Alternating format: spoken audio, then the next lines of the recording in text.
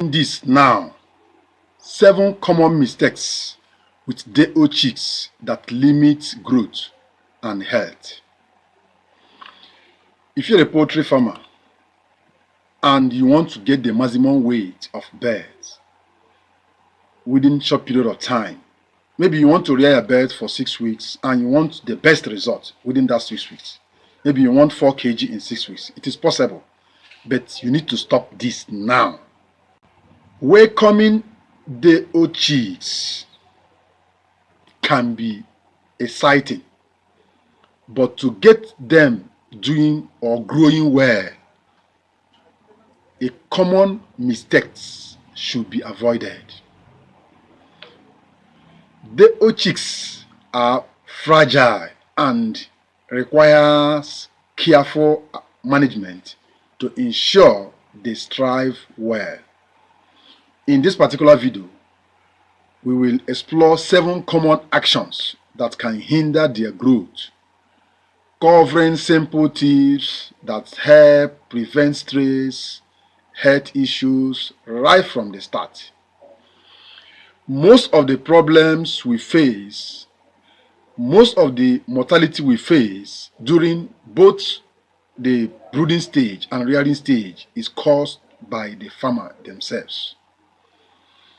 When chicks arrive from the hatchery through transport company to your location or to your farm or to the shop of the middleman, some farmers allow those chicks to stay too long. Most of the times, the chicks arrive by 6 o'clock in the morning, 6 a.m.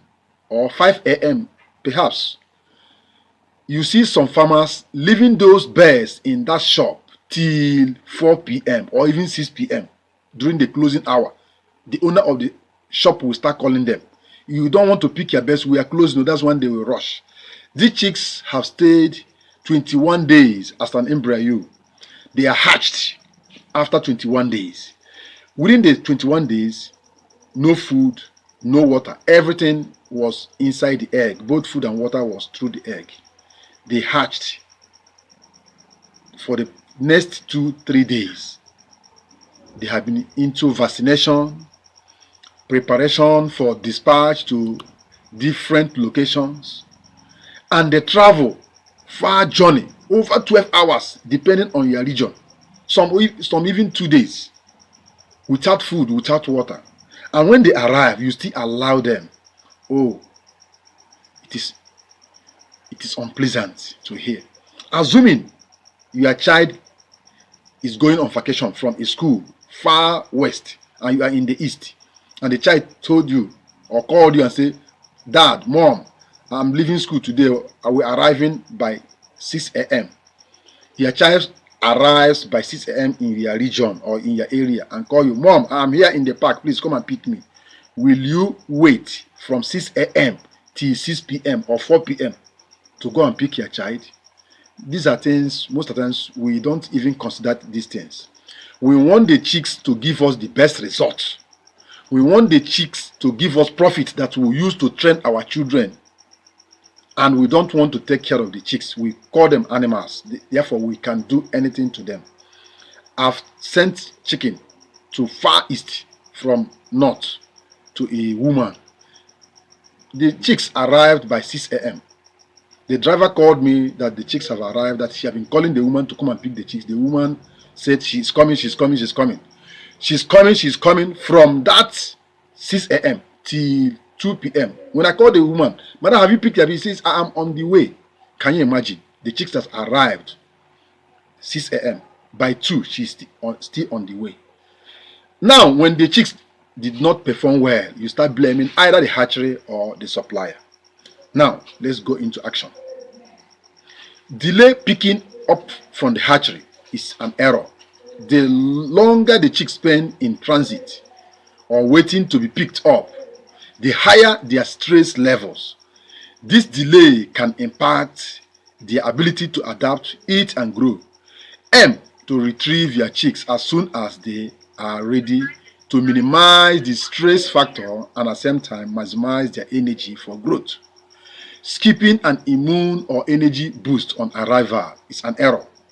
Newly hatched chicks benefit from an organic immune or energy booster, such as mixture of vitamins and natural supplements.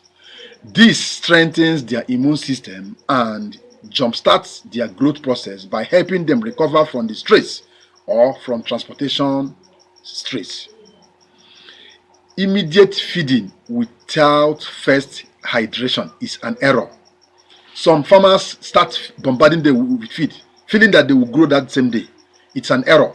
Chicks often arrive dehydrated from the journey, and offering food before water can lead to digestive issues, and at the same time it can affect their entire health and their growth.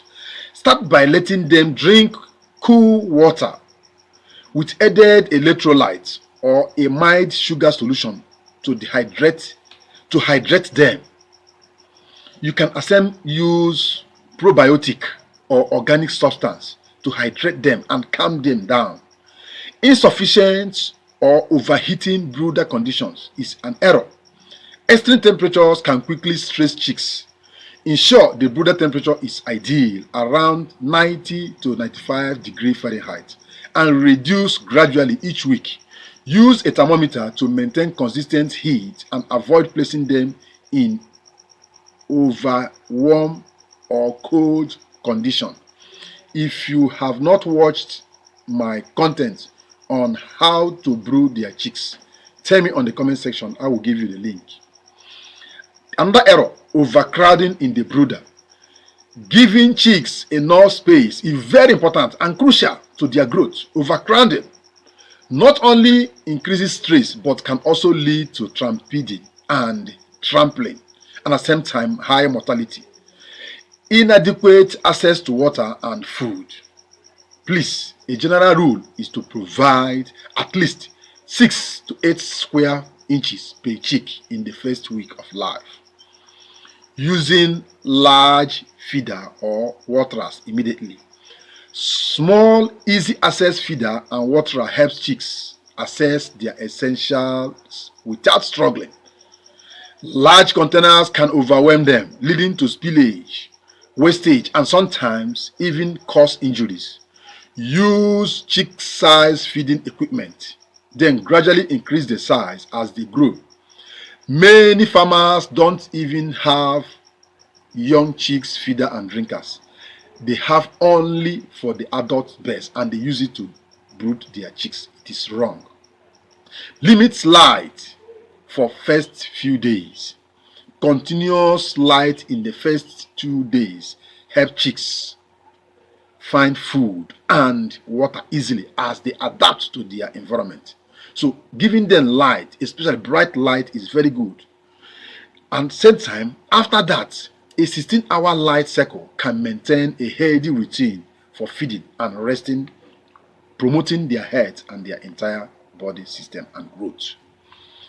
Please give your day-old chicks the best start. Avoid these 7 common mistakes I've given you here that can limit their performance, optimal growth, and weight.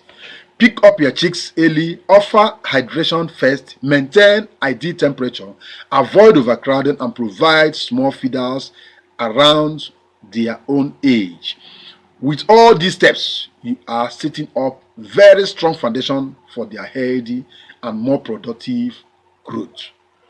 By following all these guidelines, you will see a noticeable difference in their early growth, setting them up for success in the journey to maturity. Thank you for watching this video to this level. Share this video, and if this is your first time of coming across this wonderful platform, please subscribe and activate the bell notification so that once an interesting topic like this is released, you will be among the first set of subscribers that will get notified. I bless you. Continue with your good work. Bye for now.